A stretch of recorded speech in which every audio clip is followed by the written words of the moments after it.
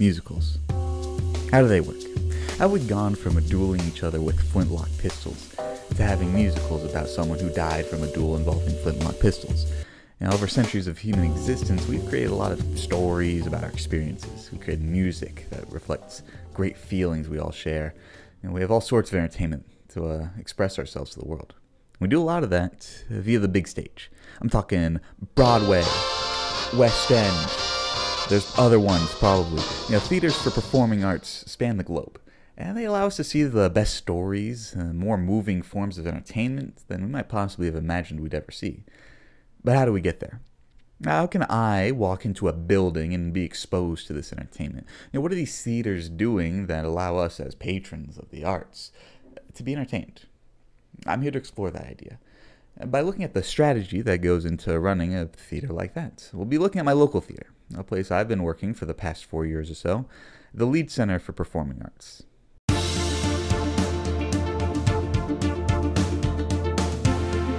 Before we begin in earnest, I want to talk about the purpose of this video. This project has two purposes. One being to fulfill my honors project requirement as a student of the University of Nebraska-Lincoln. Go Huskers. Go Huskers.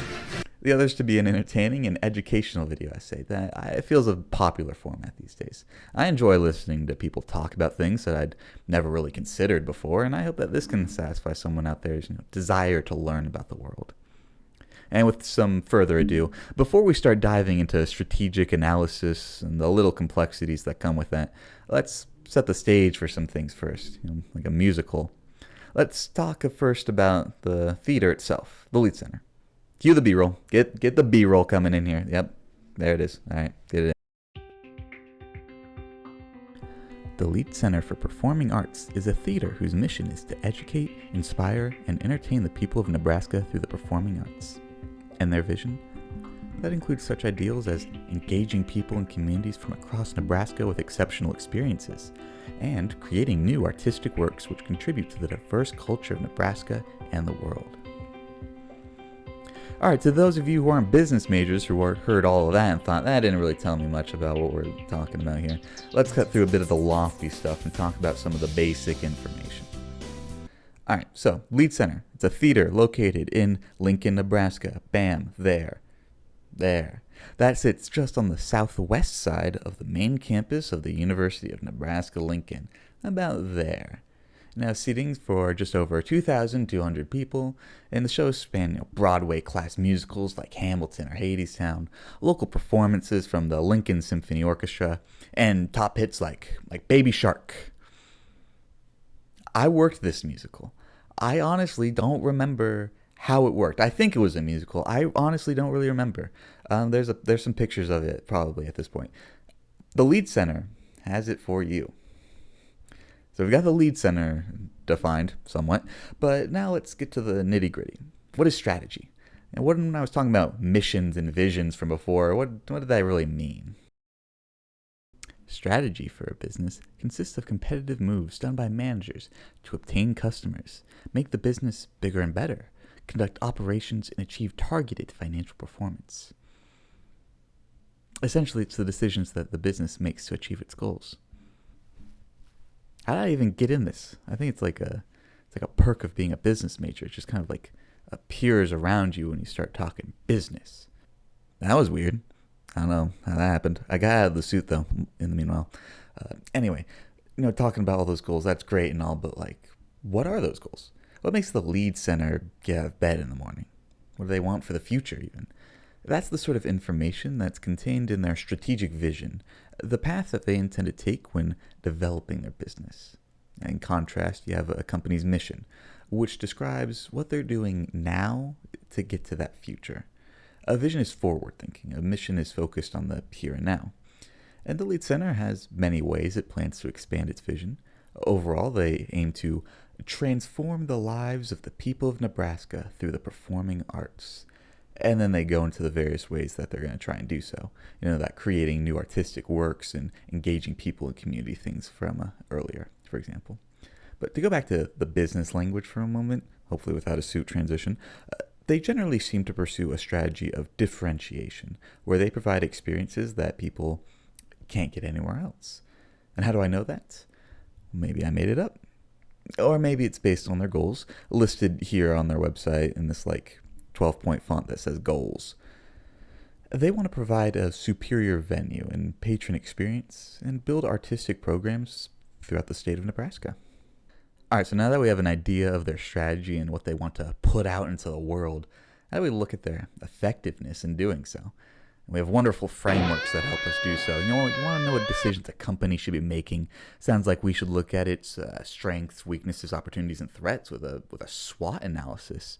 Or maybe you find yourself curious about the driving energies that lie in the background of the theater industry. Well, it sounds like we need to call up good old Michael Porter. I think it was Michael. Pull up the wiki. Pull up the wiki. I know it's Porter. Yeah, Michael Porter. His 5 forces, which tell us about the competitive environment of a given industry. Or maybe we want to take a look at what goes on outside a company that affects what it's doing internally.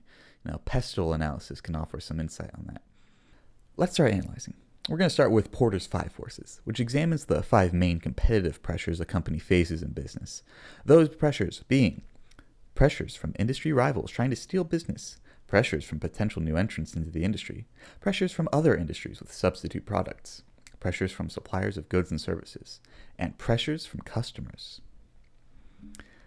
I'm just going to say, throughout the rest of this video, a lot of information that I'm going to be referencing will either come from my own experiences working at the Lead Center or from someone who has a lot more experience working there than I do. My boss, he's not really a boss, but he's certainly higher up than I am, at least.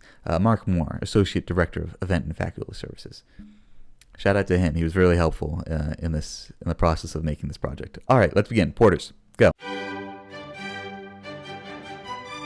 All right, we're going to start with some of the simpler ones for our case. Pressures from suppliers. Doesn't really seem to be much, to be honest with you. The lead's not really facing much struggle in getting supplies of general office stuff like tape or paper clips. And when it comes to getting shows to come to the Lead Center, there appears to be no shortage of people who see themselves on the big stage. And shows can be discovered through large showcases designed to introduce new events, or through people simply reaching out by email to get something off the ground. And when you consider all that, it's probably not looking good for the odds of me getting my own show, poorly done acoustic covers of Death Cab for Cutie songs off the ground and getting in there anytime soon.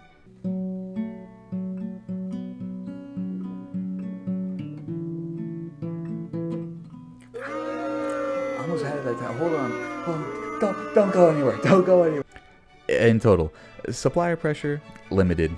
Probably like a down arrow, maybe a pressure gauge. We'll figure out how we want to represent that. Pressures from, let's talk customers. Those are pretty important. For the lead, they're constantly hearing feedback from patrons that they're trying to incorporate, make the center a better place for people to visit. And the economics majors out there might appreciate this next point. They have dynamic pricing, so as demand goes up, they raise prices to compensate. Yep, they have that one. As for pricing, it's a theater, and people expect to pay more for a theater-like experience, meaning that they can raise prices and people still will pay $7 for a cup of gummy bears. Though they are pretty good gummy bears, I'll tell you that much. Customer pressures, yes, those. They're also limited. Down arrow, pressure gauge, wherever. We'll figure that one out. Next, we have industry-related pressures. Wow, exciting. That includes those from other industries, new entrants, and current competitors, those sorts of pressures. Let's talk a bit about what industry the lead is in first.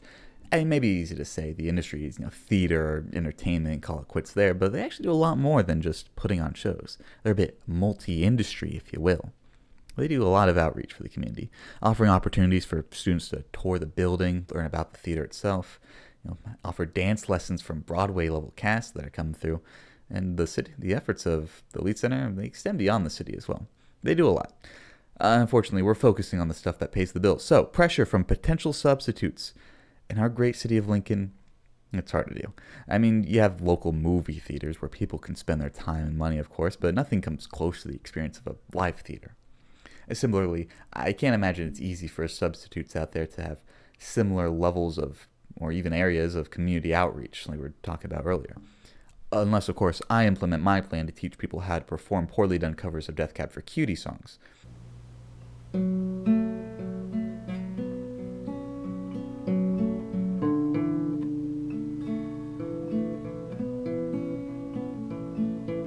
Pressures. Here, maybe a little bit higher, but they don't seem too pressed about it. We're like maybe here on the pressure gauge at this point. I think that seems fitting. All right, so how about new entrants? Probably not a lot of those, unless I implement my new theater. Then we're not going with that bit anymore. The lead center didn't seem too worried about new entrants coming up, although there are venues for new entertainment options coming up in Omaha, the evil Omaha. And we'll get to them and their wickedness a bit later. But in any case, in recent years, they've got Steel House and the Astro, both places with live music venues. And while they're not fitting into the niche of Broadway-level musicals like the lead often dabbles in, the threat of new entertainment spaces popping up is certainly real and invalid. The pressure here, we're getting somewhere. Okay, look at that. We're getting somewhere, I think. Finally, pressure from industry rivals. See that? That's the Orpheum Theater in Omaha, a venue with 2,600 seats compared to the lead's 2,200. And it's also important to note that Omaha is part of Broadway Across America. Throw it up on the screen. This is the webpage. Essentially, Omaha and the Orpheum are getting first pick of the Broadway shows. You can see that Omaha is listed on this little chart here, and Lincoln isn't. And additionally, they have 400 seats on the lead, as I mentioned, just like 10 seconds ago or something. And here's something for us accounting majors. We're going to do a little bit of a math segment real quick. All right, math. Get the math going. Okay. Let's say we have a performance of my poorly done cover show coming through. That's right. It's back now. And I've branched into other popular musicians, and I can easily sell out just about every show. And I know what I've got, so I'm selling these tickets for about $100 a piece. And I also want to keep the show moving across the country quick. So I'm only staying in Nebraska for 5 days, getting on the road right after my last show. I can't be switching between cities every night, doing one show in Lincoln, one show in Omaha, given all the setup and tear down of the microphone and the guitar and the stool I'll be sitting on probably. So I can't be switching cities. What am I going to do if I want to maximize my profits? We have 2,600 seats. Times $100 times the 5 shows I'm doing at the Orpheum, it's looking like I'm going to get $1.3 million. And of course, that doesn't take into account the fact that profits are going to be split between me and the Orpheum and all the expenses that they have to pay for. But it's $1.3 million of money just being made purely right there. Now, if we go to the Lead Center, on the other hand, we've got 2,200 seats. I think it's actually closer to 2,250, but we're going to round down to illustrate my point a bit more. So 2,200 times the $100 times the 5 shows again, we're looking at $1.1 million instead. If I'm looking to make the most money that I can, I'm probably going to Omaha and the Orpheum. Now, Omaha is the villain in the story, the wicked city of the east of Nebraska. And now, where's Lincoln located in Nebraska? Yeah, it's in the east too, but Omaha is more east, which makes it more evil. It's like a lateral scale, and that's why Iowa is the most wicked of them all. Anyway, pressure reading here, probably the most substantial. When you consider the threat of new entrants that have been seen the past couple of years in this part of Nebraska, the current long-standing competition from the Orpheum as well, you've got a lot of pressures on you. All right, so that's far from the only way we can look at the Lead Center. We can also utilize the pestle framework. Where is it going to... Oh, there it is. There it is. Yep, it's like there. Perfect. It's called that because it consists of a variety of factors that can affect a company. And when you grind them up in a mortar and pestle, it creates a consolidated powder of what a company needs to be concerned about. It's also an acronym or whatever. Yeah, throw up the acronym. Now, to be honest, I think it's usually written like this, but I want to end on one of those E's because there's a lot of stuff to talk about there. So we're going to swamp those back. Perfect. Now let's get started.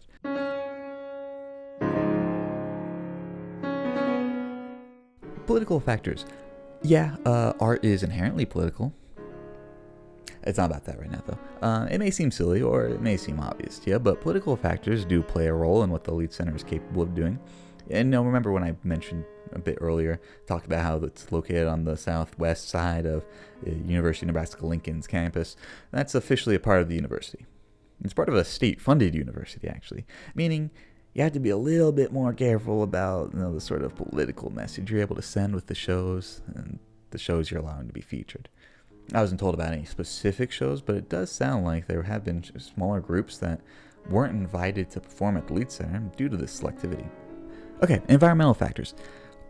It may not seem like there's much the Lead can do about that. It's not like we're burning the musicals to provide entertainment like you burned coal to provide power, but the Lead has been making some efforts from this standpoint.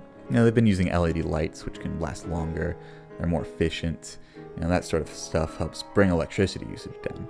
And they've also used toilet paper brands without cores, helps reduce waste, constant updates to air filtering to ensure that machinery is running efficiently. That all helps promote the Lead's green thumb. Maybe my thumb will be green. Whoa, how is it doing that? Oh no, it's like purple now. Unfortunately, there's a weak point, that like purple thumb probably. That weak point's the concession stand. Unfortunately, that's where I work. Got a lot of plastic cups. You can probably see it in like this picture up there. There's a lot of plastic cups. And they're recyclable, sure, but not everyone's doing that. It's a difficult form of waste to manage, especially when you're getting so many customers, hundreds, thousands, depending on the show. All right, time for social factors. There on the chart somewhere. No. As we talked about earlier, Lead Center is doing a lot of community outreach, and these events can vary depending on what show has come through at the moment. Recently, the Lead Center hosted the Philadelphia Symphony Orchestra. It was recent at the time of writing the script. It's been like a couple weeks at this point, but we hosted them. They were great, by the way. They had various classes, going on with the conductor and piccolo master classes for students to go to, things like that were available for the community members. They even have programs that allow kids and families who might not normally be able to go see something at the Lead be able to do so. Isn't that just like sweet? They're being a good part of the community. It's evidently important to them, as we saw in their vision statement earlier. Yeah, right? Remember that? We're taking actionable steps to demonstrate commitment to the values we espouse. It's pretty cool how that works out. All right, moving on. Tech. They have it, of course. You've got to be aware of the acoustics of your theater, and they have one of the tightest acoustic halls in the country, which sounds pretty sick. And maybe the architecture majors out there care about this one. The walls aren't parallel, which also helps with the acoustics, apparently. It does mean that sound can travel in a similar way from the performers to the audience as it does from the audience to the performers. So be quiet when you're watching a show, I guess. Anyway, a lot of thought went to the design of the theater. The seats, the distance from the stage. All of those factors contribute to how the Lead offers a good experience to its patrons. And of course, there's also the tech that goes into making a performance work. And since some revamps for Phantom of the Opera, and that came through some years ago, the Lead's been in a place where they can do just about any Broadway level show. So keeping up on technology leaves the Lead in a good spot. This thumb's not green this time. It's going to be like yellow maybe for technology. All right, so legal. I sure hope it is. You have your standard policies, and those include metal detectors, policies that generally don't allow people to bring weapons in unless they're an officer who can show their credentials that allow them to have one, those sorts of things. And the Lead Center does keep a list of the things they confiscate too, like how the TSA keeps a list of the crazy things that they confiscate, though I don't think the Lead Center is getting many people sneaking explosive replicas in. Why do they think that would have been okay? All right, economic factors. This is the big one. Of course, the Lead Center is a business that's run to make art available to the masses, but they also need money. And it's been a rough economy for industries designed for disposable income. Some shows just aren't selling as much, or aren't making enough to cover their budget. And the cost they go into making some of these shows, they can be pretty crazy. I mean, some shows at the Lead Center, they're merely presented by the venue. They pay for the show to come by and perform. That's about it. But some shows are produced by the Lead. That means the Lead's handling everything for the show. They're making the sets, the costumes, things like that. And those add up. And it can be hard for them to cover those costs. And that's where donors come in. Without wealthy patrons of the arts, the Lead Center wouldn't be able to do what it does. Wow. That was a lot of information. It took up like several pages of the script for this thing. But what does all of it tell us? We learned a lot about the resources that the Lead Center has behind it. The relationships with the community, the support. of the university. The name of the Lead Center is built for itself, the infrastructure that allows it to host thousands of patrons and hundreds of performers. And these resources that the Lead has, they're things that are hard for other places to emulate. I mean, how many other entertainment venues are there on UNL's campus? Like a couple. Actually, hang on, what? I mean, you can have like the stadium here, I guess. But like, all right, these aren't really competing with the main thing that the Lead has going for it. Infrastructure. It isn't easy to set up a world-class theater where you can put on Broadway-level performances. And sure, these other places, they're places where people can view the arts, but they can't quite fill the niche that the Lead does with top-class musicals and performers. And that's one of the main resources that the Lead has that others nearby don't. And that allows them to sustain a competitive advantage. That sounds all rather positive for the Lead Center, so let's take a look at one of the challenges that they face. Demographics. This is just a personal observation from my years of working at the Lead, but the people who are consistently going to shows are old. We're looking at like boomers and Gen X primarily, unless you're getting some of the more hip, popular shows, in which case you're getting some of the younger generations in, but usually not many people my age are coming to see live theater performances. And maybe it's just because we don't have the disposable income to do so. Or maybe it's because we have poor attention spans and you only want to watch things on streaming services. If you can believe it, the bigger donors are typically older folk who have money to put towards donations. When they're gone, who knows where else the Lead's going to be able to get those donations. And in general, it's always a game to get ticket prices just right. You have to balance high enough to cover costs, low enough that people decide to allocate their disposable income to the theater. It's a consistently difficult game for the Lead Center to play, especially in an economy that's currently characterized by instability. All right, now that things sound dismal, let's move on to the next segment. All right, get the next segment in here too. Oh, this will be so much better. We've spent a lot of time looking at the Lead Center and their strategy, but what do I, a somewhat unqualified concession stand worker / accounting major, think about it, you may be wondering? It's fine. Yeah, that think about it covers it. No, we're kidding. Of course, we're going to be a bit more critical about the Lead Center strategy. Generally, I think the Lead has a good strategy going for it. They offer a variety of offerings that are unique to them and their capabilities, and they can play to those strengths. And with so many different events and community outreach related to those events, they certainly set themselves apart as a performing arts center. Where they may fall short is marketing. You know, I was talking about all those specific community events earlier, the dance lessons, the piccolo lessons, and such. I'm going to be honest, I hadn't heard of them before I did that interview with my boss higher up at the Lead Center. I hadn't heard of those. Now, is it on me for not going out of my way to learn about them? Sure.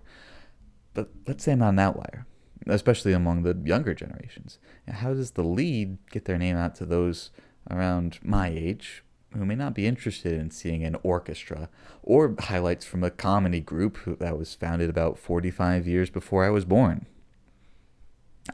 I had no idea what this one is. Apparently it was a popular show. I had no idea. They need to start introducing things that are relatable or relevant to people born this millennium, perhaps. Recently they had Jeanette McCurdy come around to talk about her work as an author. It was the youngest grad I've ever seen. Admittedly, I'm pretty sure student tickets were free. And they were giving out copies of the book for free if you were a student. But still, they were getting people through the door. They were getting people interested in what the Lead Center has to offer. And just maybe they'll be interested to come back someday. They need to keep things relevant. We're not showing like Oklahoma or something from 1940. Pull it up again. 1943. We can't be doing that. We can't be showing Oklahoma. Or if we are, we need to balance it with events that are, one, relatable for younger folk, and two, are actually advertised to them. And of course, you have to cater to your current audience, and right now the audience is older, affluent folk, but you also need to start building a broader audience for your future. To summarize in more specific terms, do marketing in places and on platforms that people are going to see. I mean, social media is a great way to do that, of course. Advertise there, build a presence, work on getting the Insta page to put up more than 6 likes on a post to the social media intern who I'm sure puts their soul into everything that you do there. It's not your fault. Don't worry about that. But All right, next, prices. It's easy to say, oh, just lower them, and you counter that with, oh, it's not that easy to lower just prices. But you can see that not a lot of tickets are being sold for some shows. This isn't like secret information that I have access to as an employee or something. You can see it for yourself when you're buying tickets. Let's look at the Kenny and G show here, for example. Tickets are a little bit pricey. There aren't even half off student tickets. Sometimes it's elite half off student tickets. This show doesn't, I guess. You can see how many spots are available for the show. How much of this is that Kenny G hasn't really been mainstream for a while versus how much of this is the cost of ticket prices? It's likely a combination of factors, but they can be addressed by offering lower ticket prices and having more relevant shows going forward. So now we're here.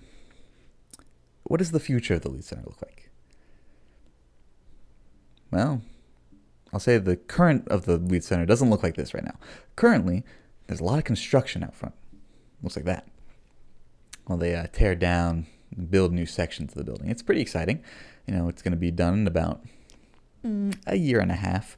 But with it comes a new studio theater, which allows more space for smaller performances, classes, events, things like that. Also got some redder carpet, too. That's pretty snazzy, right? Who knows? Maybe this will kickstart a new era for the Lead Center. But in the meantime, go see a show there, I guess. Maybe like Baby Shark, if that happens to come around again.